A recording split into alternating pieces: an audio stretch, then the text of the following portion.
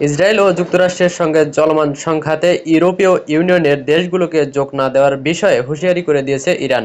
মঙ্গলবার তেহরানে এক সংবাদ সম্মেলনে ইরানের পররাষ্ট্র মন্ত্রণালয়ের মুখপাত্র ইসমাইল বাঘাই ওই হুঁশিয়ারি দিয়েছেন।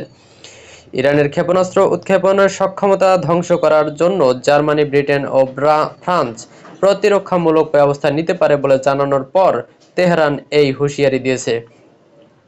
মঙ্গলবার তেহরানে সংবাদ সম্মেলনে সাংবাদিকদের প্রশ্নের জবাবে ইরানের পররাষ্ট্র মন্ত্রণালয়ের মুখপাত্র ইসমাইল বাঘাই বলেছেন, এটি যুদ্ধের শামিল হবে।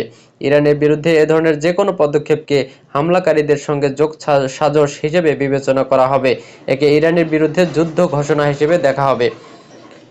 এদিকে ইরানে মার্কিন ইসলির হামলায় নিহতের সংখ্যা বেড়ে ৭৮৭ জন হয়েছে।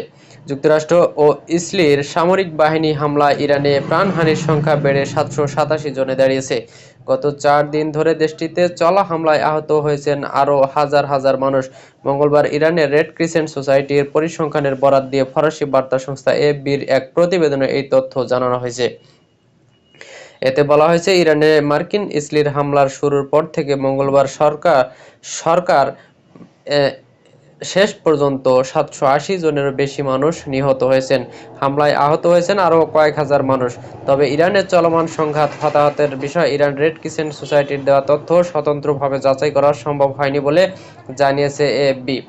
সংস্থাটির ওয়েবসাইটে বলা হয়েছে, ইরানে নিয়োজিত রেড ক্রিসেন্ট সোসাইটির বিভিন্ন দলের মাঠ পর্যায়ের প্রতিবেদন অনুযায়ী মার্কিন ইসলির হামলায় ইরানের ৭৮৭ জন নিহত হয়েছেন।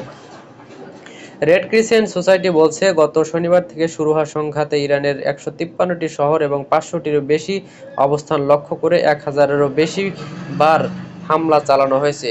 সূত্র এএফপি।